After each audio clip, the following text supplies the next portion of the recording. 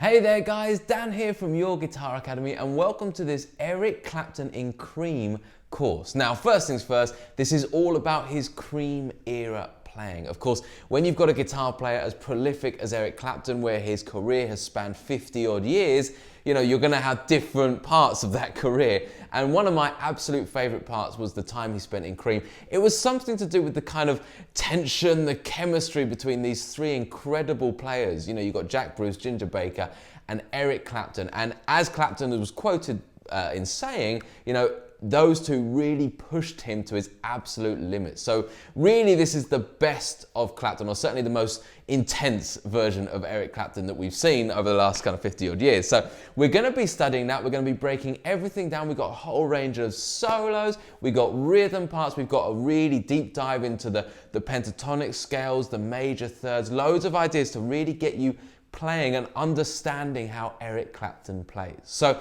in this first unit, we're going to be tackling our first solo.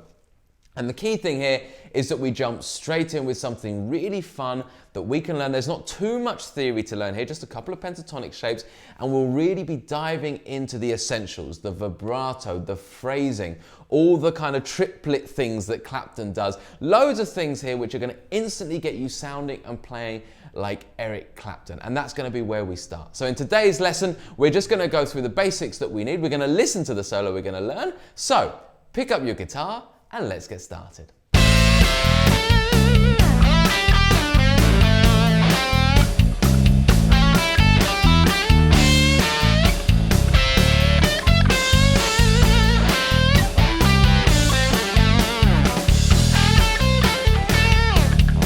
Hey everyone, if you've just tuned in, then please remember that you can find the full write-up, including the fretboard diagrams, the tabs, the backing tracks, and everything else over on the website. The link will be below the video in the description. Plus, if you're on YouTube, then please do like and subscribe to the page. Leave us a comment. We do our best to get back to every single comment that you guys make. Thanks.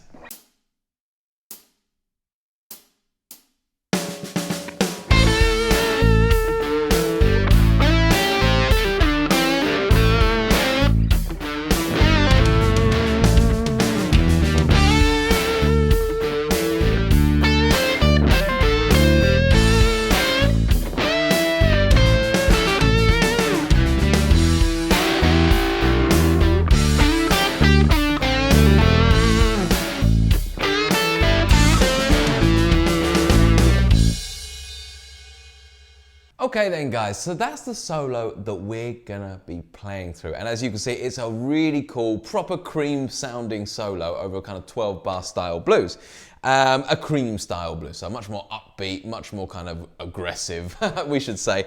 But what we're gonna do in this first lesson is I'm gonna go through the pentatonic shapes that we're gonna need. Now I'm sure a lot of you guys know these pentatonic shapes, but I want to go through them again. We're gonna be doing a lot of work with the pentatonic because Clapton, especially in this era of Clapton, was a true pentatonic man. You know, he'd been learning a lot from the kind of classic blues players overseas, you know, the Albert Kings, the John Lee Hookers, the Muddy Waters, all of those kind of guys. And because they're all heavily kind of leaning towards that minor pentatonic, so does Clapton here as well. So the first thing we need is the shape 1 and shape 2 in the key of A minor. Now once again, we're going to go through these now. And we're going to be doing a really deep exploration of these shapes. But I don't want to do that on the first lesson of this course. You know, I just want to set you up for just learning this solo first so we get a lot of the kind of exciting stuff ready. So you're not just boring theory from the start. And then we'll go on a deeper dive. And I really highly encourage doing that because it's going to mean that you deeply understand, you know, kind of what you're playing. So first things first, we're tackling the shape 1 and shape 2. So that's these two shapes.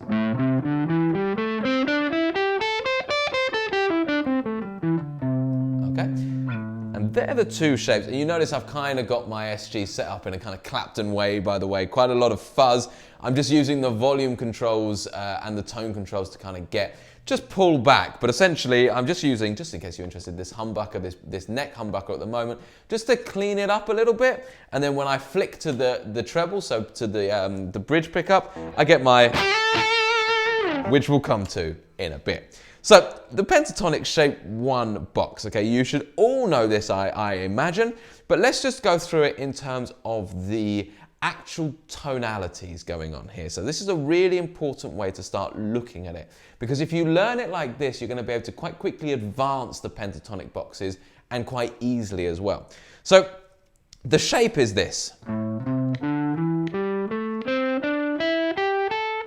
So just in terms of frets, you've got 5, 8, 5, 7, 5, 7, 5, 7, 5, 8, 5, 8. Like I said, I'm assuming you guys know that.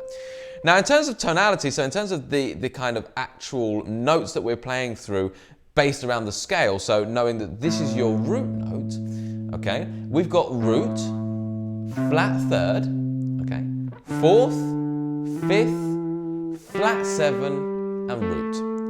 And that's so important, okay, because knowing where those flat 7s are, that flat third is, knowing where the fourth and the fifth are, all of that goes towards understanding this scale a whole lot more, okay? Those altered notes, so the flat third and the flat 7, give you that kind of minor edge, rather than if it was a major third or a major 7, which would give you a much more major sounding kind of sound, okay?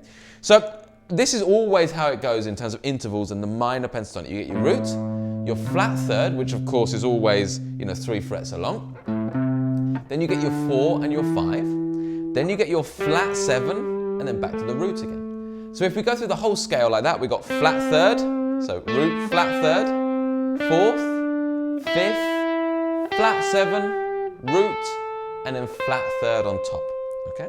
So one thing I challenge you, like I said, we're going to go through this in real depth in the next segment, the next unit. But one thing I challenge you with initially is just with that shape that you know very well, just see if you can pinpoint firstly where the root notes are. So root, root, root, okay? And also then, can you now go through it in this very simple but very important way? Root, flat third, fourth, fifth, flat 7, root.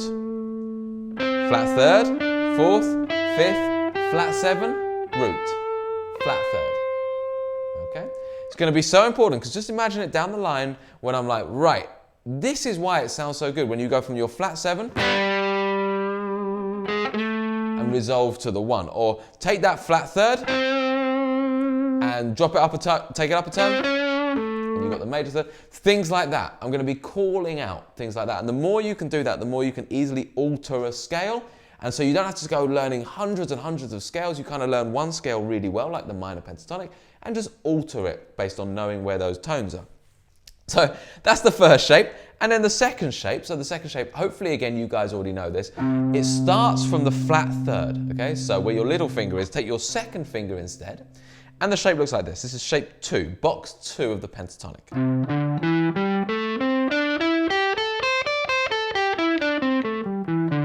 So again, in terms of frets, you've got 8, 10, 7, 10, 7, 10, 7, 9. Then I move my finger across, my first finger, and I've got 8, 10, 8, 10. Notice that I generally do one finger per fret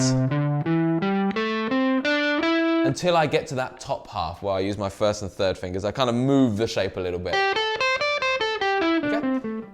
So just make sure that you've got that shape together. And again, can we do it correctly in terms of the tone? So we've got flat third we start on there, then fourth, then fifth, then the flat 7, and what comes after the flat 7? The root. So there's our first root note in this shape.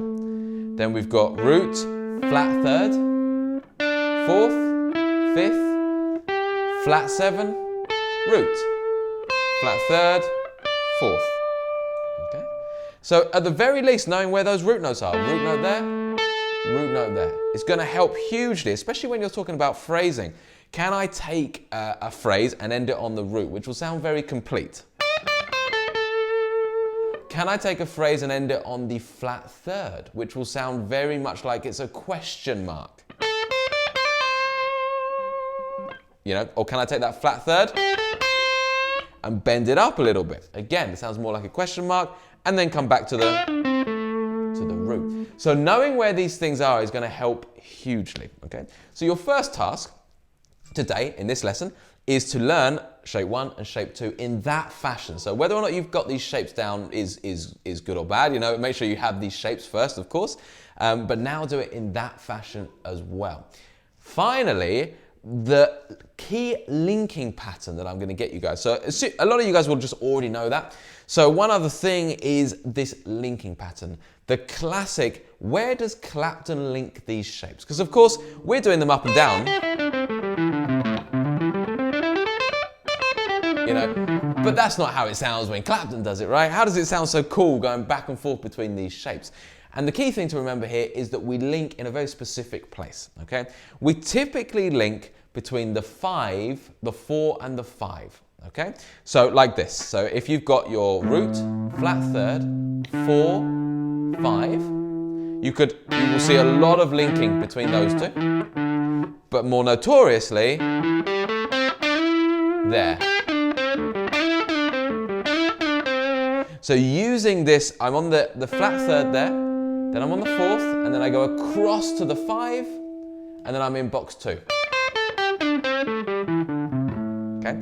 So I want you guys to practice this very cool little thing here, okay? When we get to the G string, so I'm going to go up shape 1. When I'm on the G string, I'm going to go from the 4th, which is there, slide over to the 5. So rather than play the 5th degree there in shape 1, I'm going to play the 5th degree in shape 2.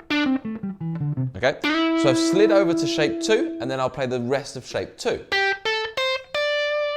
Okay, and crucially, I do a kind of grace note slide, okay, which simply means that you don't play 1, 2 notes, you just play 1 note, straight across. So you get this sound.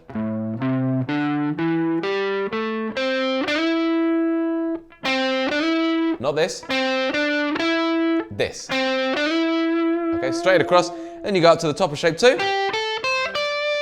and then you come back down.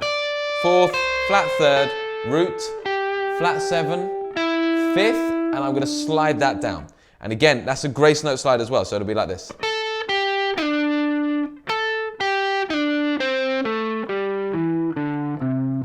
Okay, so I'm just going to put that little bit to a drum beat. Okay, so have a listen to this beat. Okay, this is how I want you to practice this. 3, and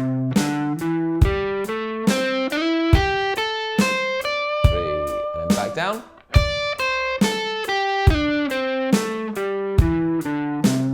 One, 2, 3, 4. See that grace note? 4.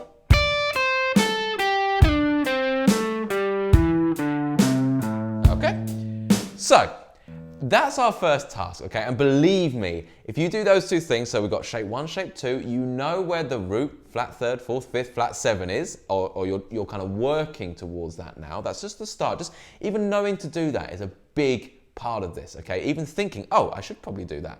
Most people don't think to do that. So that's a first start. And secondly, do that linking pattern with a nice drum beat. That's just set, I think I have that set, let me just double check. That's at 70 BPM. So nice steady 4/4 drum beat. Have a listen again. 1 and 2 and 3 and 4. 1 and 2 like that. Okay, so try and use some kind of drum machine if you've got it, or even a metronome, just kind of doing, 1, 2, 3, 4. 1, 2, 3, 4, 5, 6, 7, 8, 9, 10, 11, 12. I mean, ideally you'd probably count 4, 4, 4, but I just went off on that one. So there we go. That's your first task. Get those two together, and I promise that in the next video, you're going to find the whole solo a whole lot easier for doing this first. All right, guys, thank you so much for watching that. Remember, please do like and subscribe to the YouTube channel, as well as leave a comment, and we'll get back to you as soon as we can. If you want the next lesson, you'll find it right here. If you're looking to start the whole course from scratch, you'll find the playlist right here. See you next time.